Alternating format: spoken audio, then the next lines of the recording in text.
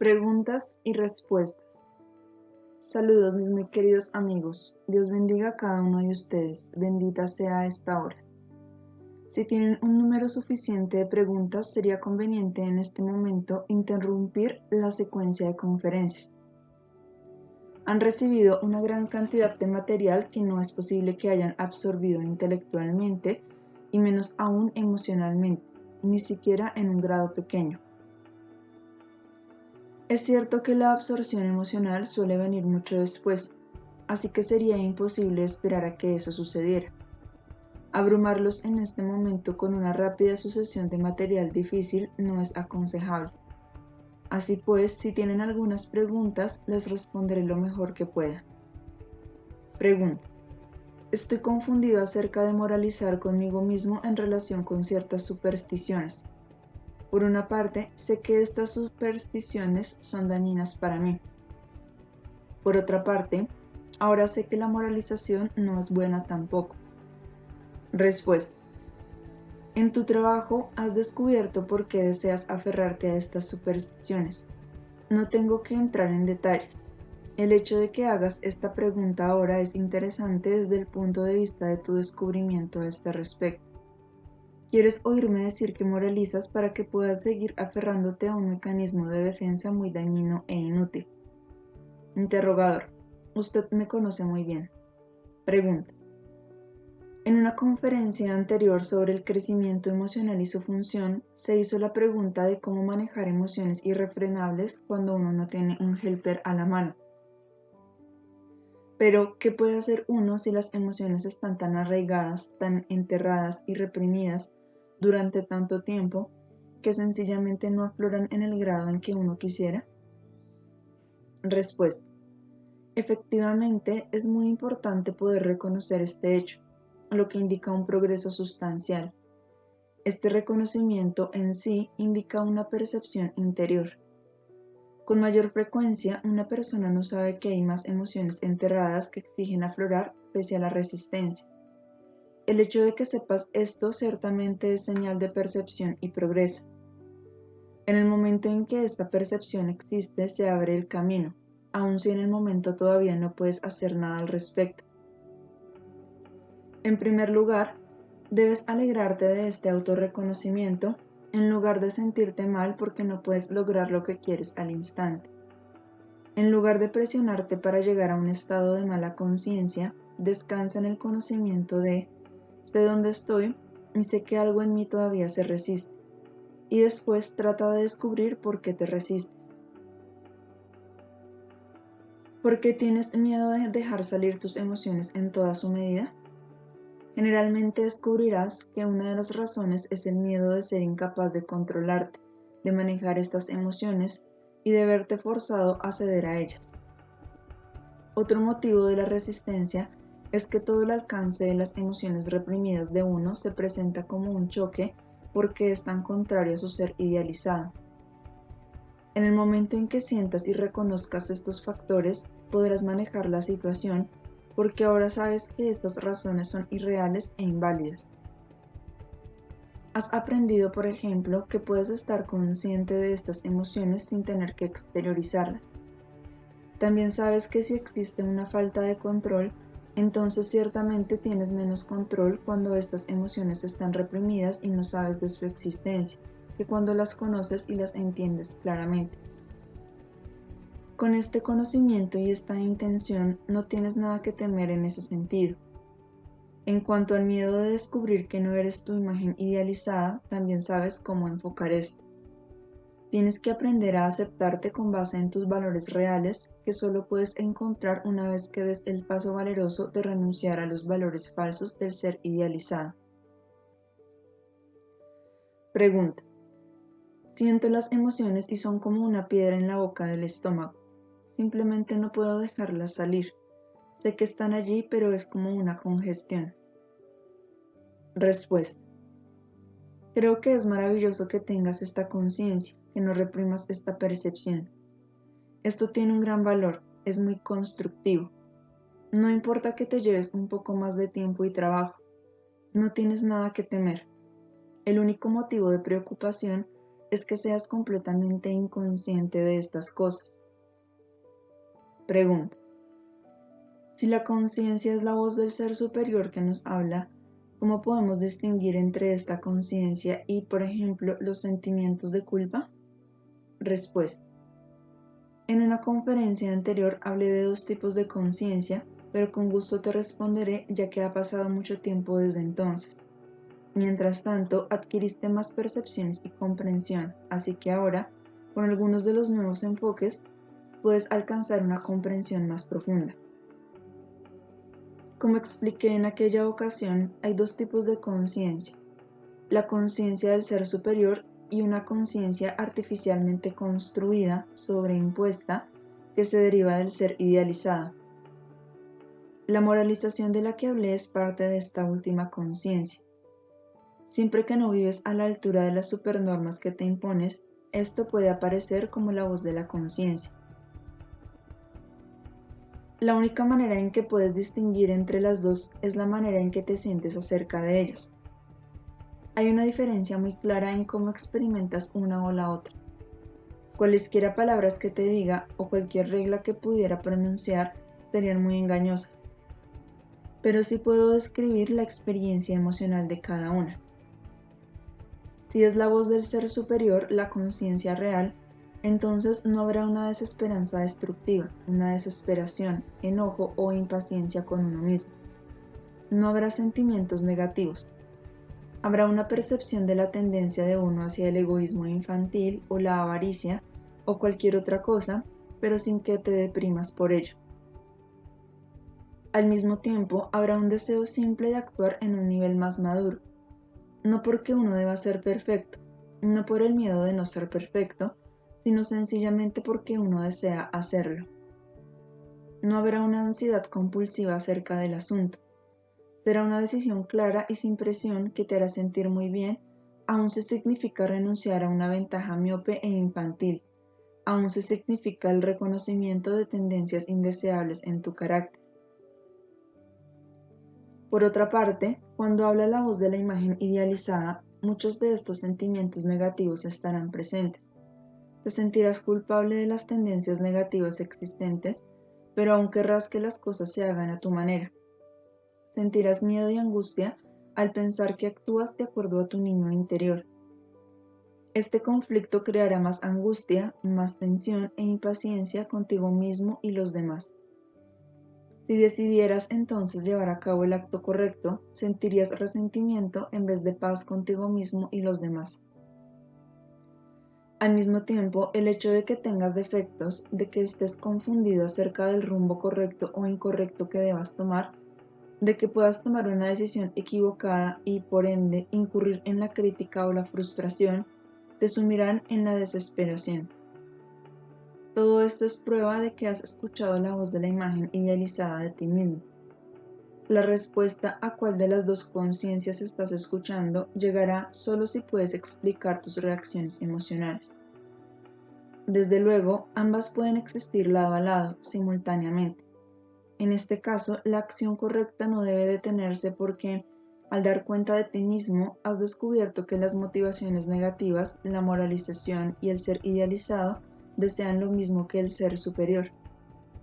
Debes seguir haciendo lo que es correcto sin dejar de trabajar en el aspecto negativo hasta que te liberes de él a través de tu comprensión de ti mismo. No te abstengas automáticamente de llevar a cabo una acción constructiva solo porque has descubierto una motivación negativa o un impulso destructivo invertido en una supernorma forzada y compulsiva. Pregunta: ¿por qué me siento tan exhausto todo el tiempo? He consultado con médicos y no encuentran una razón física. Respuesta: en efecto, este estado se aplica a muchas personas. Una de las razones generales, y desde luego es tu caso, es que se ha reprimido una gran cantidad de emociones. Aplastas no solo las emociones destructivas que no te atreves a enfrentar y reconocer dentro de ti para lidiar con ellas, sino también los deseos y propósitos válidos y constructivos. No les prestas atención debido a un temor general a la desaprobación y a una falta de confianza en la validez de tus propósitos. Sientes que solo porque los anhelas no pueden ser válidos. Sientes que solo porque quieres algo no puede ser válido. La represión de estos dos conjuntos de emociones consume una gran cantidad de energía. La energía que pierdes así produce una negación de la vida. Existe un sentimiento de futilidad acerca de la vida, de desesperanza, un miedo de hacer frente a las dificultades de la existencia. Podría decirse que el cansancio procede de esto, pero ello sería una sobresimplificación. La reacción en cadena va un poco más lejos. En otras palabras, debido a la represión de las emociones negativas, así como de las metas positivas, existe una futilidad, una falta de autoconfianza y, por lo tanto, el miedo de lidiar con las dificultades de la vida. El cansancio es resultado de esto. Asimismo, la futilidad es el resultado del cansancio. Este es el resultado de la futilidad, y ambos son el resultado de la represión. ¿Entiendes esto? Pregunta. Sí. ¿Cómo puedo superarlo? Respuesta. Querido mío, solo hay una manera, y esta es una extensa autobúsqueda, una autorrealización, un enfrentamiento contigo mismo, seguidos de la reconstrucción de ciertos rasgos de personalidad. Esto no es fácil, pero es la única manera. No existe una respuesta rápida y fácil. Pregunta. Tengo una pregunta que se refiere a matar cualquier cosa que esté viva. Tengo una hijita y desde luego le he enseñado que es malo matar cualquier cosa. Sin embargo, ¿qué se puede hacer cuando hay alimañas en la casa? Respuesta. Bueno, mis queridos amigos, he respondido a preguntas parecidas antes y lo haré de nuevo. Este punto de vista de no matar algo, aun si es destructivo como las alimañas, por ejemplo, sería un fanatismo extremo y un total malentendido de la verdad. Existe una clase inferior de vida animal que sí es destructiva, y si todos ustedes se adhirieran a la rígida regla de que no hay que matar nada, ustedes mismos se destruirían. No matarían tampoco a los gérmenes. También los gérmenes son organismos vivos, aunque más pequeños. No pueden verlos con su visión ordinaria, pero hay vida allí. Ahora bien, ¿dónde termina todo? Si un organismo vivo pequeño y destructivo se conserva debido a esa regla, a la larga destruiría al organismo vivo más grande e importante. Al permitir a un organismo que viva debido a una regla de no matar, de todos modos matarían, aunque no verían el acto, ya que el procedimiento es muy dilatado. Aquí tienen un ejemplo típico de lo peligroso y falaz que es obedecer las reglas ciegamente. Al hacerlo, terminan haciendo la cosa misma que la ley prohíbe. Esto se aplica a cualquier verdad. La verdad llevada demasiado lejos, sin pensar, necesariamente se convierte en una falsedad. La verdad nunca es una regla rígida que puede aplicarse hasta el fin. Es dinámica y flexible y, por lo tanto, exige el término medio que solo puede alcanzarse por medio del pensamiento y la evaluación responsables. El dogma rígido se basa en estas reglas. La vida se ha extraído del espíritu viviente de la verdad y se ha sustituido con la letra de la ley. Como las personas son demasiado perezosas para pensar y demasiado cobardes para tomar sus propias decisiones basadas en sus propias evaluaciones, quieren adherirse a un veredicto muerto. Entonces se sienten bien porque hacen lo correcto. La verdad no es tan cómoda. Tiene que buscarse constantemente por medio de la responsabilidad, el pensamiento, la decisión y la ponderación. Requiere un sentido de autorresponsabilidad y valentía. Esto se aplica a todo, incluido el tema de tu pregunta. Preveo otra pregunta y esta es, ¿en qué nivel de la vida animal debemos detenernos? ¿Cómo lo sabemos? Hay muchas consideraciones, muchos factores que ignoramos. ¿Cómo podemos decidir qué vida animal es predominantemente destructiva y cuál es predominantemente constructiva? Esto también depende de las condiciones de una civilización específica y de factores ambientales. No hay aquí una respuesta fácil, pero te repito que el fanatismo y la rigidez no serán la respuesta. La respuesta es el desarrollo evolutivo. No ha llegado todavía la hora en que la humanidad esté lista para renunciar a la matanza de especies animales superiores, pero tampoco está demasiado lejos, al menos desde nuestro punto de vista. Llegará el momento en que la humanidad ya no necesite comer carne. Sin embargo, hasta que llegue ese momento, muchas otras cosas tendrán que cambiar primero. El siguiente paso será la observancia estricta de evitar la crueldad innecesaria. Este paso no puede saltarse prohibiendo comer carne. Hasta que llegue ese tiempo, solo podrás encontrar dentro de ti la respuesta a estas preguntas. Explórate. ¿En qué áreas tiendes a un fanatismo rígido? ¿En cuáles tiendes a ser irresponsable? Cada tema exige una actitud diferente, una nueva responsabilidad y un pensamiento minucioso. Pregunta. ¿Podría hablar más extensamente sobre la distinción entre los estados pseudo-eufóricos de júbilo y el júbilo genuino? Esta pregunta ha sido respondida por muchas autoridades, pero ¿podríamos escuchar lo que usted tiene para decir al respecto? Respuesta. La primera y más importante medida a fin de conocer la respuesta es preguntarte cuál fue el motivo para desear ese estado de júbilo.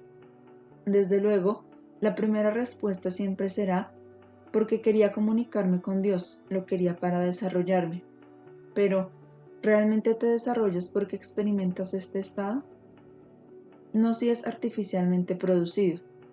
La única manera de distinguir entre el júbilo genuino y el pseudo-júbilo es que respondas sinceramente si querías o no escaparte de las dificultades de la vida. Si hay un deseo de placer supremo que no puedes alcanzar por medios sanos, porque en tu alma hay demasiado miedo e inhibición. Siempre y solamente puedes encontrar una respuesta verdadera si vas a tus raíces y encuentras estos factores. Si tienes una preocupación particular por este tema, esto en sí debería hacerte desconfiar. El alma predominantemente sana no tendrá ningún deseo en particular de experimentar estos estados eufóricos de júbilo.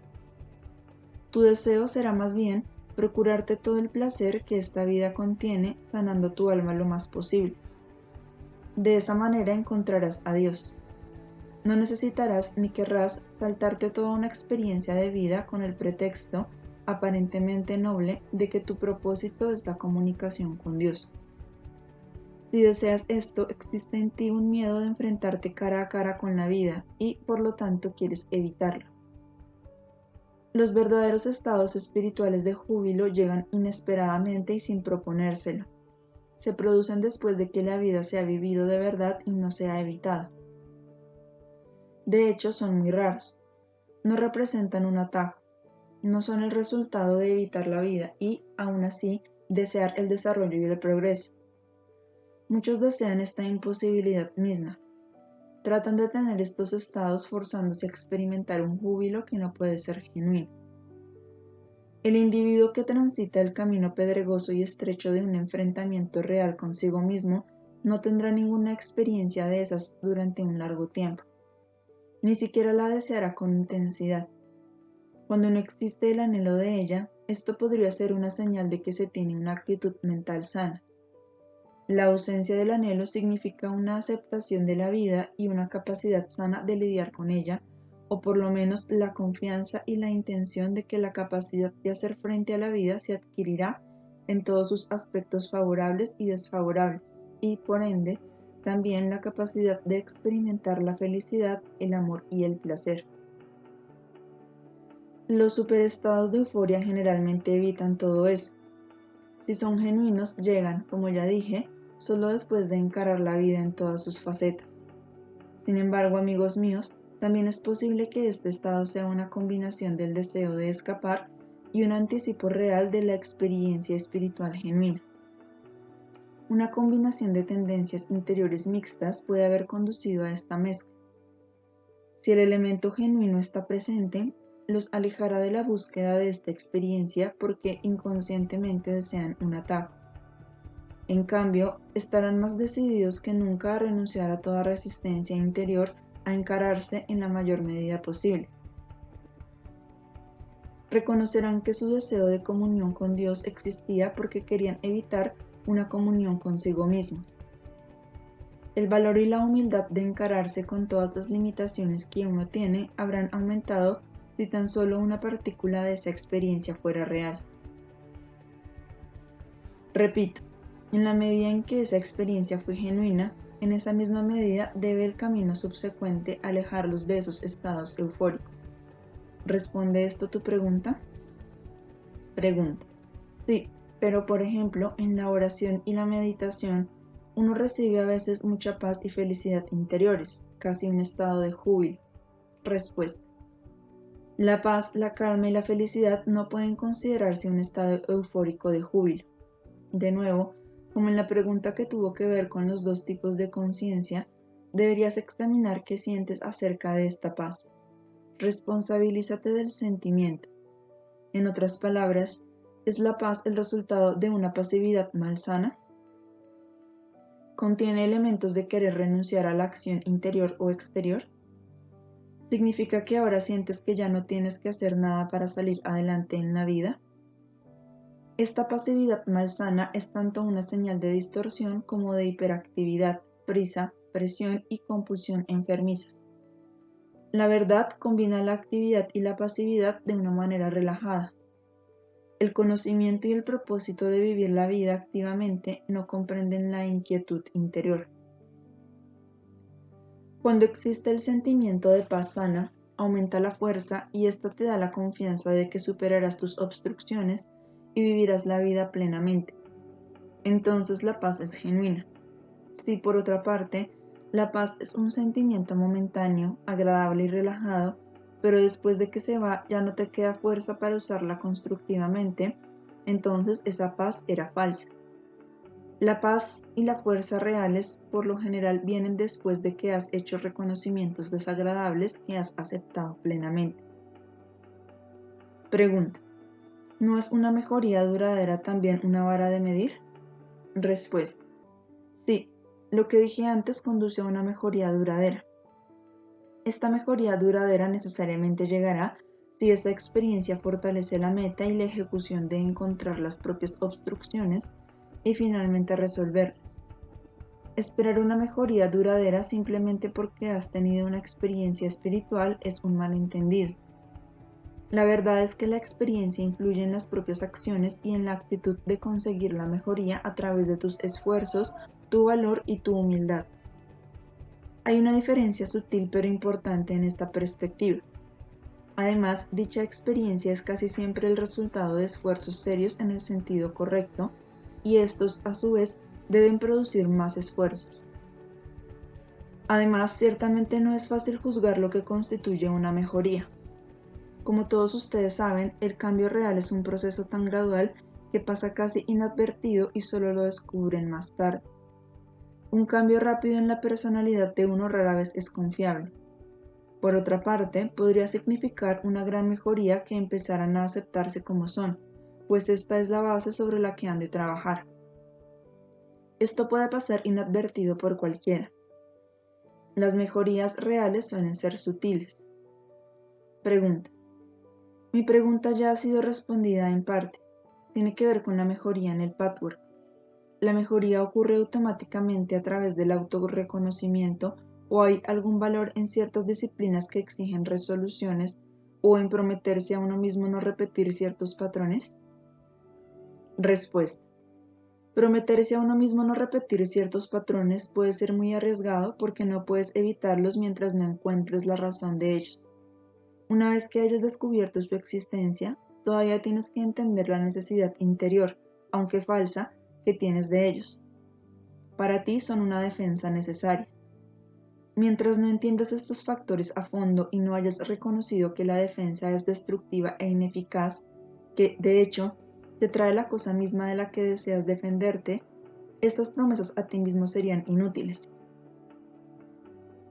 Si pusieras un alto al patrón sin la comprensión necesaria, experimentarías una ansiedad extrema. Esto, a su vez, produciría otros patrones destructivos.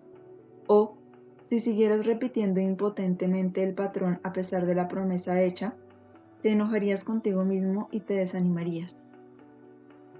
O bien podrías entrar en un conflicto tal acerca del asunto que reprimirías tu conciencia de la repetición. Repetirías la pauta de una manera tan sutil, tal vez ligeramente diferente, que ya no te darías cuenta de ella y tendrías que hacer el reconocimiento de nuevo. Por lo tanto, no aconsejamos promesas de este tipo. Sin embargo, es necesaria cierta disciplina. Por ejemplo, exhortarte a encararte honestamente una y otra vez, o aceptar que el cambio toma tiempo y necesita una gran cantidad de comprensión, o no aflojar en tus esfuerzos de autoobservación y tomar nota de tus acciones y reacciones. También se necesita disciplina para darse cuenta siempre que los patrones se repiten en variaciones.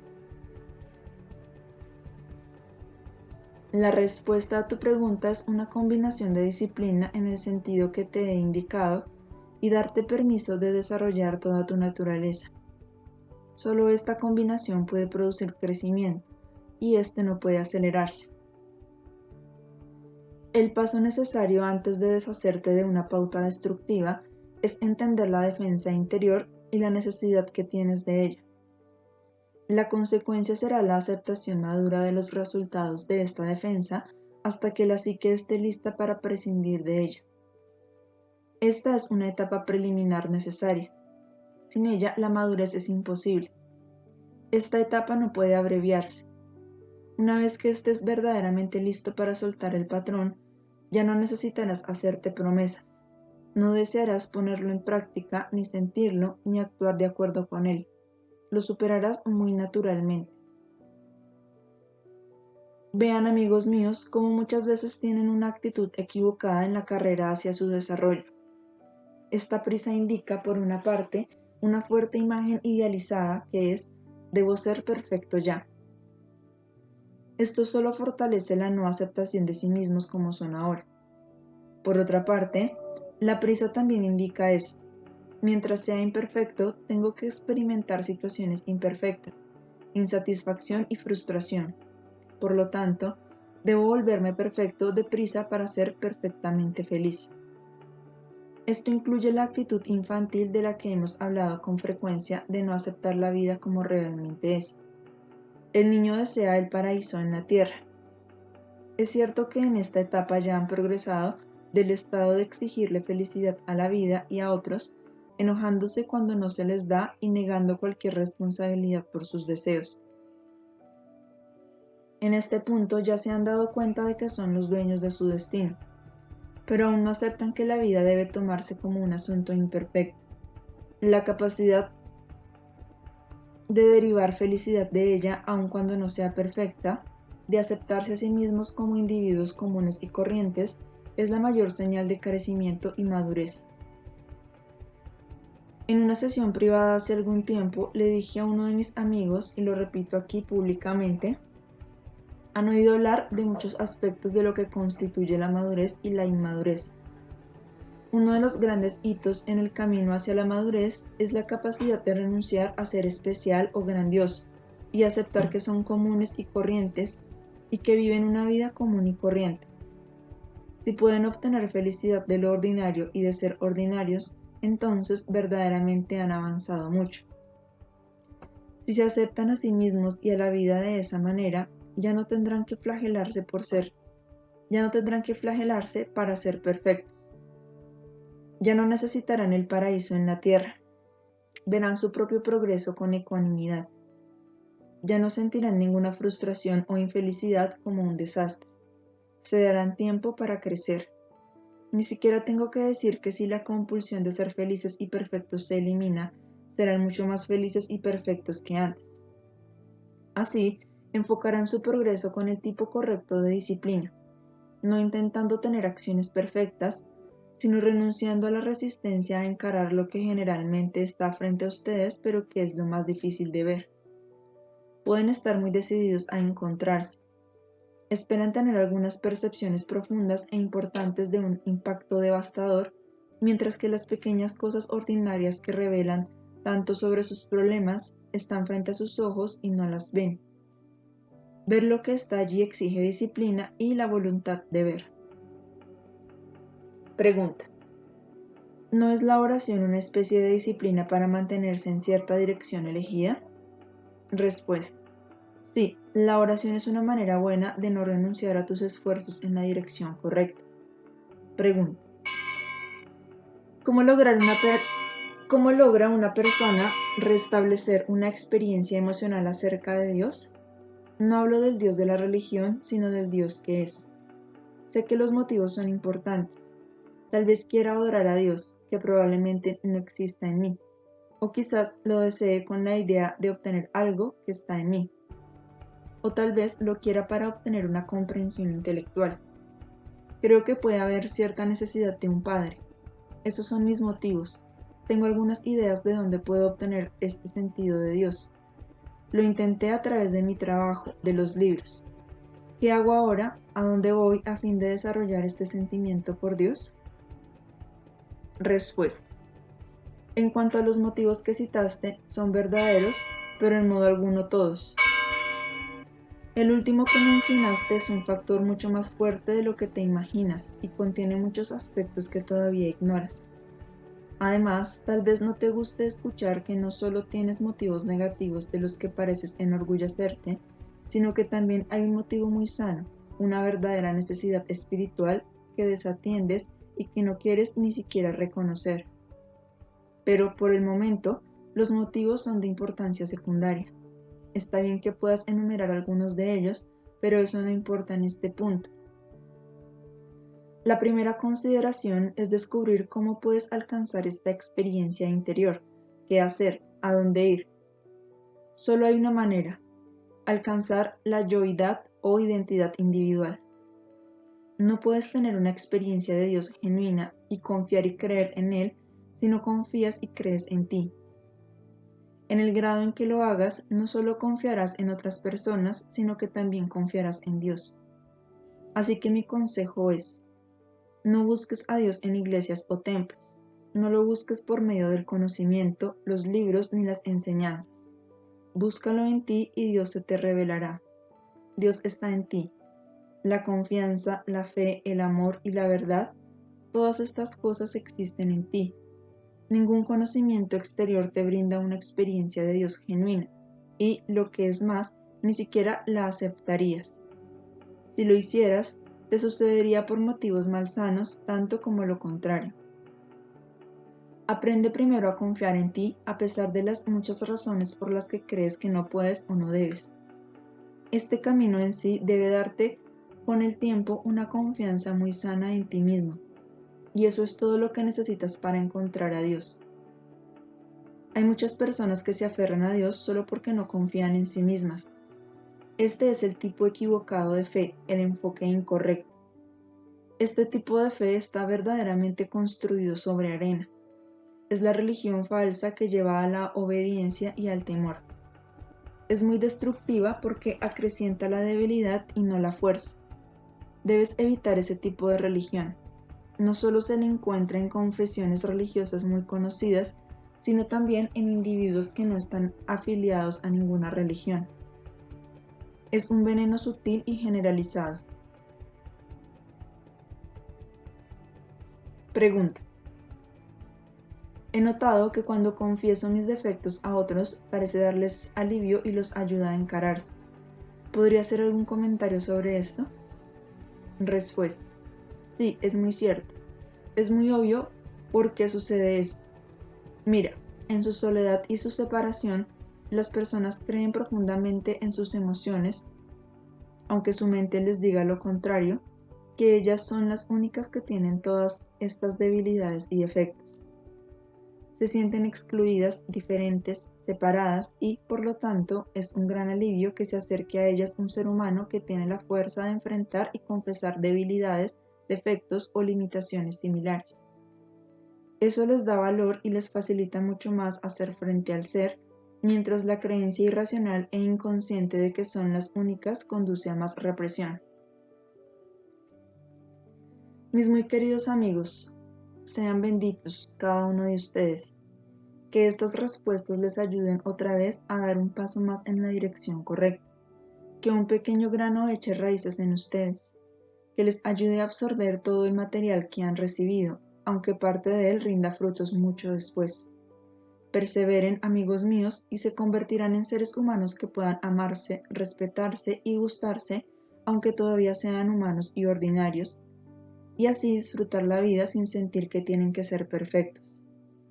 Esto no los conducirá al extremo opuesto equivocado de la pereza, sin el deseo de cambiar y crecer. Pronto tal vez sientan la diferencia en su motivación interior entre el impulso de desarrollarse porque se flagelan, mientras sienten que no merecen la felicidad, sino el castigo porque son imperfectos, y el impulso de